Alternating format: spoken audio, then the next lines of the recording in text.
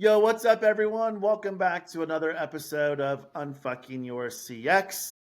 I am your host, Zack Hamilton, and you all already know that. And you don't give a shit. What you care about is who's in the hot seat and what are you going to learn today. And you can already see Michele is bringing some fire. If you cannot see the screen already, then I'd invite you to maybe switch over to YouTube or maybe Spotify where you can see the video because she's bringing the heat and I absolutely love her. She is, shall I say, a sister from another mister? Think we I have some mean, very similar viewpoints.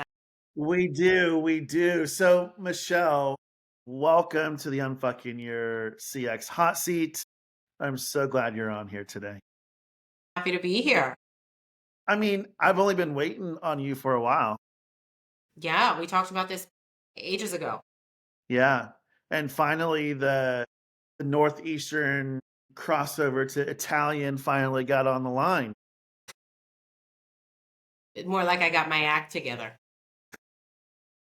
Could be. Well, Michele, we always like to set the scene. So, look, we're two colleagues. We're having this conversation. Where's it at? Your favorite pub? I'm assuming maybe your favorite winery in Italy, or is that your favorite restaurant? Well, if we're talking hypothetical, it would be my winery in 2027. Very cool.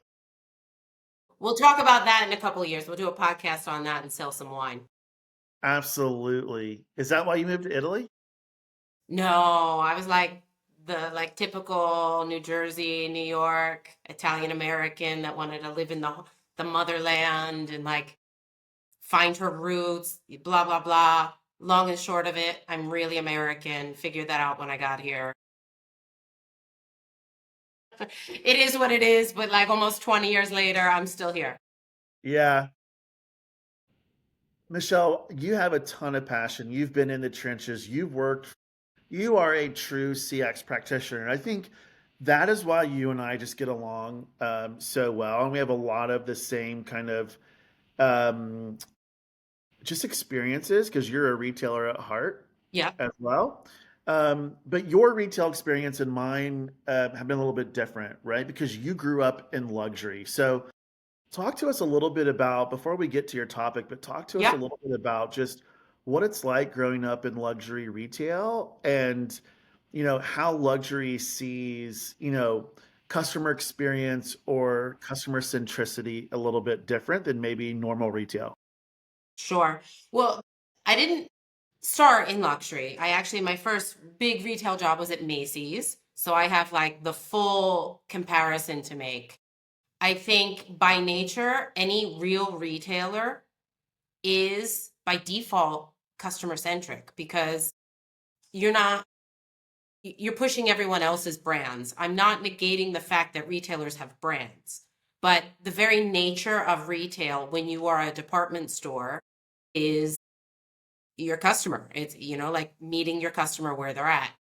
Instead, when you're in the luxury world, especially brands, so mono brands, whether they have retail or not, they live and die by the product. And that is, you know, really a problem, clearly, as we see in this market, because that worked when you had emerging markets, right? Build it and they will come worked when people wanted to show their status. It started with Americans, Japanese, Chinese, Russians, et cetera, but we're kind of all out of those countries that, wanted to have conspicuous consumption. And the problem is luxury doesn't get it. Luxury never got retail, to be honest. Luxury 20 years later still does retail like it's delivering a product, like it's a product drop. It doesn't have the hustle that you have in pure retail, or let's say um, an accessible brand, a mass brand. There's a whole different mentality. It's every day about the hustle.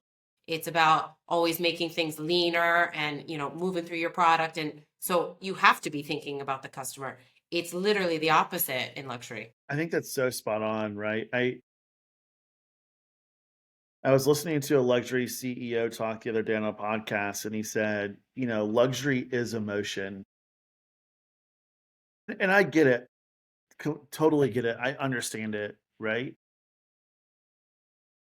And he said, and he went on to continuously say, emotion is the experience. And I'm curious in your mind, if emotion is the experience, then how do you design for it in retail, in luxury retail? I take a step back and say there's emotion at every price point. I think too often luxury acts like it's so different.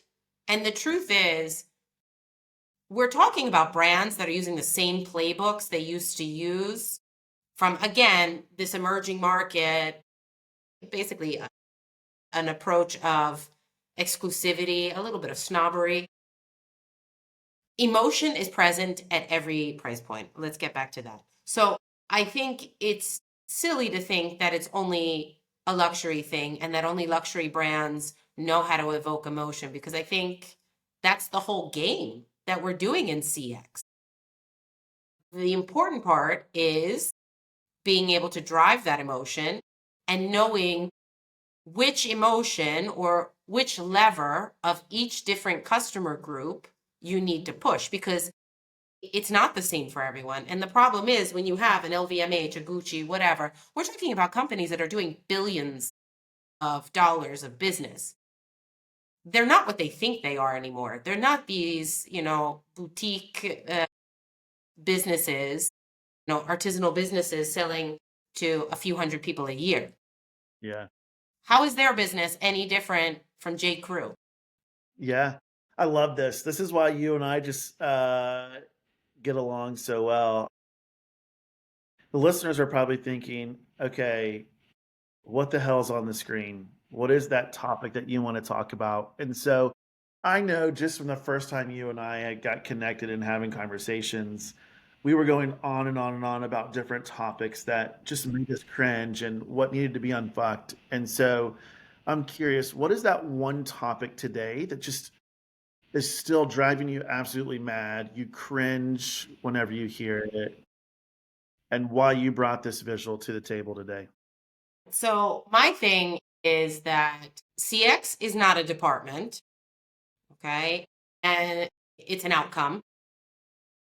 And the only way to get a good outcome is if the CEO has consumer centricity under control. And by that, I mean, has the entire organization locked and loaded on the consumer. Great segue coming from luxury, because having this background, I think it's a no-brainer why I'm so fixated on this point. But you often talk to a crowd that has trouble getting through to management because maybe it's speaking another language. And if you look at this matrix, that would be probably a crowd where it's a little bit less of a business-driven CX practitioner and maybe a more consumer-driven CEO. Maybe they'll be able to get through doing the business cases, et cetera, et cetera. But I am that business-driven CX person. I did other things before I got into CX. I'm that guy who always goes with a case study in businesses where there often were never case studies. Yeah.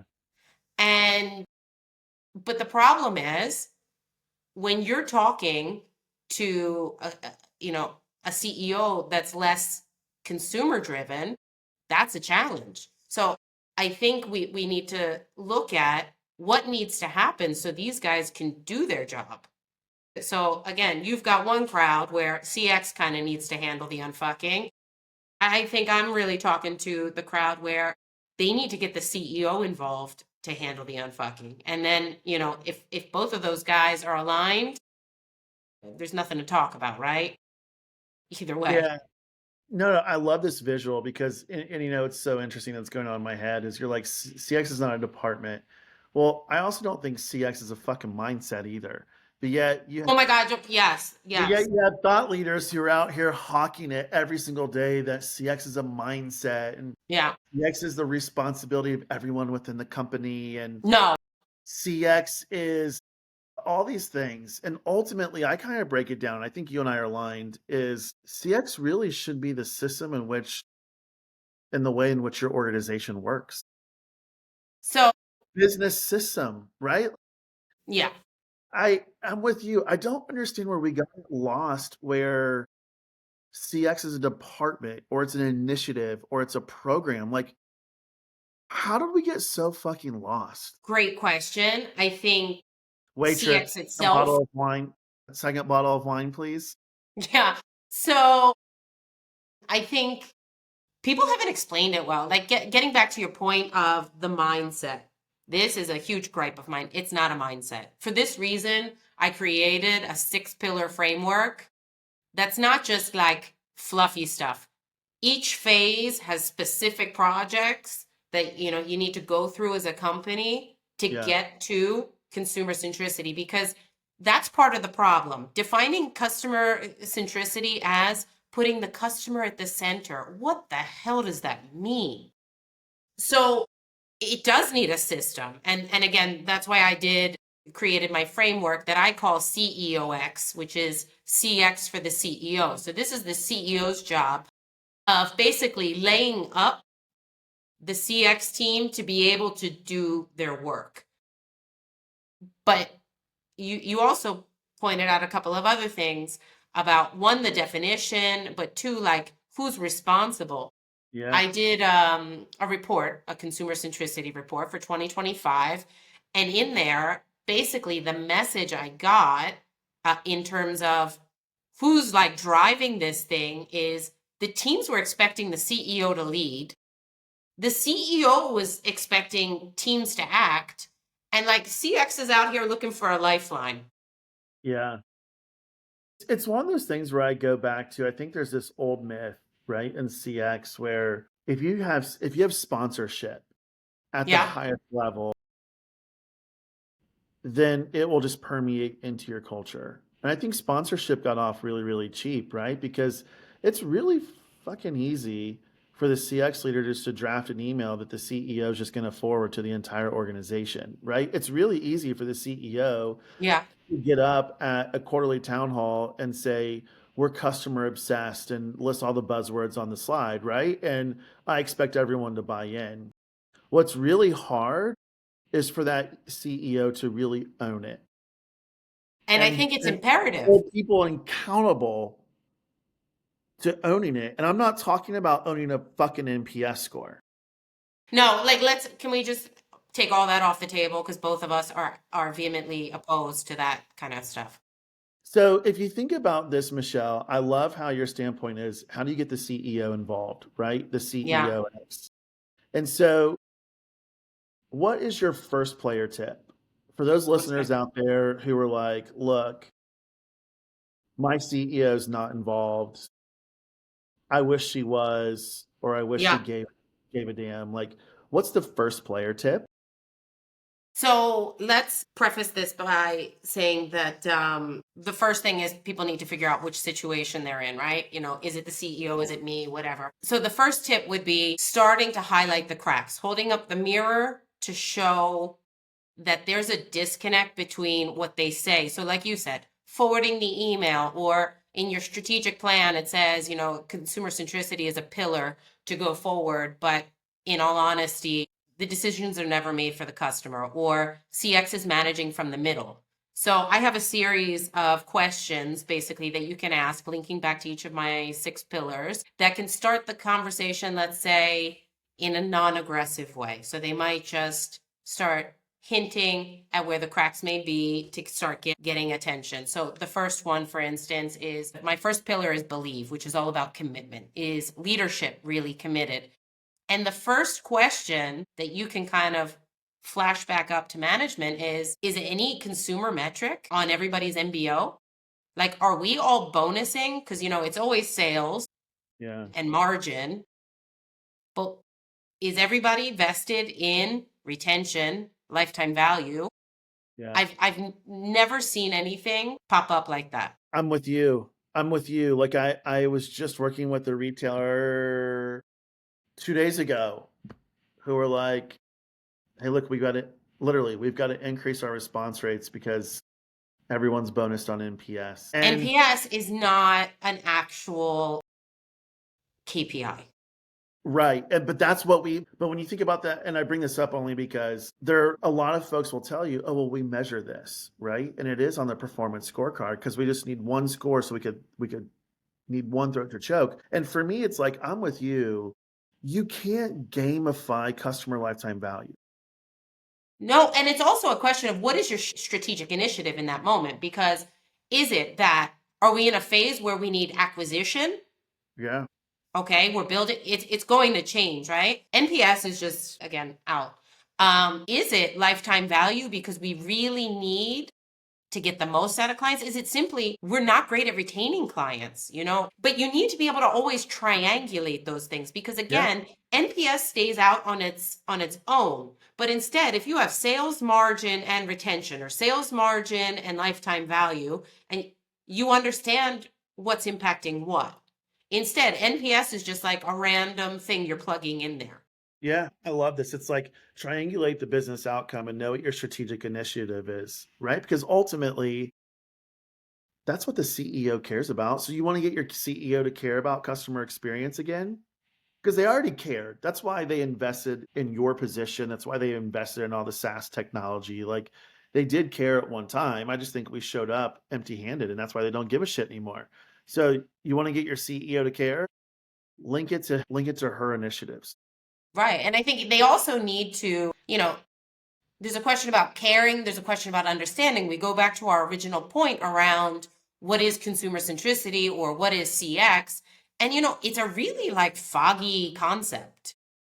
Nobody's ever really made it very concrete and said, okay, this is the series, or at least that I've seen, this is the series of projects to do. And then at the end of this, path, you'll be consumer centric. So they just think it's, if I say that we must be consumer centric, then we are. I love this. There's no checklist to define customer centricity. Right? Michele, what's the second player tip? So my second one is work something back, track it back. So wherever there's failure, it needs to be tracked back, but we need to be big boys and girls, right? So hence, again, why I created the framework, which makes it, let me just give you the quick rundown. The first is believe. Do we have commitment? Does the company believe in it? If not, forget the rest. The second one, understand. Do you know who the hell your client is?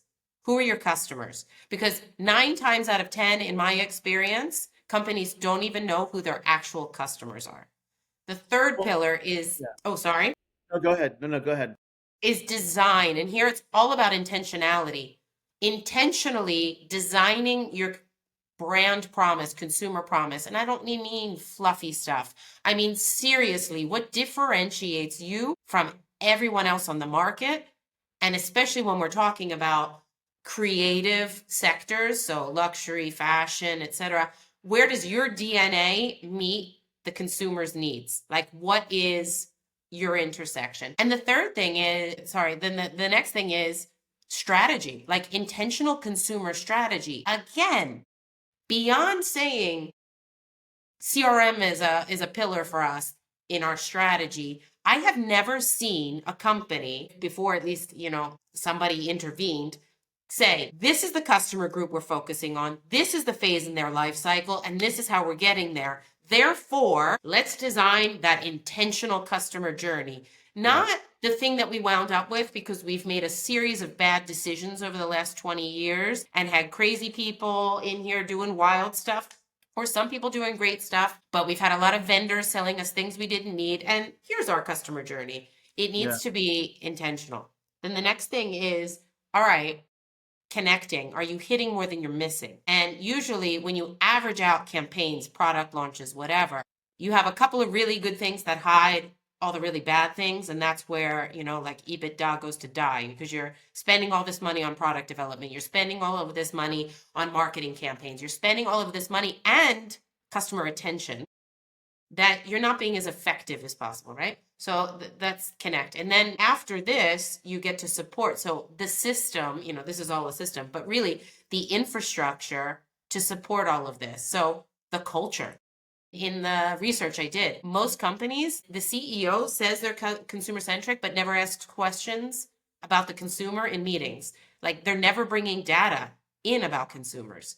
So it's all just talk. Anyhow, it's the culture, it's the org chart, it's the process, it's the annual planning and strategy, it's your data strategy. That's huge. It's all of these things and how they come together. And then the last thing is adapt. Whatever I didn't have already, and I built a roadmap so that I could have that ideal journey and support that journey. Am I delivering on it? Am I moving ahead? And then also, am I anticipating future customer needs, etc. So that's the overall framework. And the point here is trace a failure back, not trace a failure back to say, oh, it was the marketing department's fault. Trace a failure back to, let's say, one of these 6 pillars or one of the sub elements in there to say, this is where our system fails. Yeah, I love how you point this out that this is an absolute system, right? And so ultimately it's about building that system. I think going back to just knowing who your who your true customer is. I think we're in that time where every retail company or just any company in general is trying to be everything to everyone. And when you do that, there's no possible way for you to design experiences for everyone. So I love your point of understand who your core customer is, design that specific journey for them, and know that you might have some new visitors to your brand that aren't inside that core customer that may not get the most exceptional experience, and that's okay. Absolutely. But you got to design for your core customer because that is your differentiation, like how you design for them. And ultimately, now it's about co creating experiences with these customers. It's about Sure. letting them dictate the experience, and you're essentially facilitating it. I mean, I love that point of know who your core customer is. Yeah. Listen, I have seen usually 2 scenarios. You either have everyone in the company staunchly aligned on who the customer is. And then when you actually pull the data, that's not the customer. Or you have everyone pointing in different directions and not able to figure out and not focusing on one single customer. And I would argue that I would rather have the entire company aligned around the wrong customer, but doing it well, than just have everybody all over the place because at least you're coherent. Absolutely. And it's again, it goes back to your original point. If one of the strategic initiatives is to grow your revenue this year or the next 3 years, that doesn't again mean you have to appeal to everyone. That means your grow customer lifetime value of your core customer segment. Listen, it depends on what your needs are. And I think businesses need to understand this. Again, I might be a little skewed toward my sector, but acquisition is sexier than retention and reactivation most times, right? So, and marketing's always focused on acquisition. But if you need to grow efficiently without investing a lot of money, it's much better to focus on retention and reactivation. Now you get more bang for your buck. You need to be strategic because everything is impacted by who you're trying to get and push through the funnel and what you're trying to do. Because if you're trying to retain all the activity from a product standpoint, from a marketing standpoint and content, it's different. Yeah.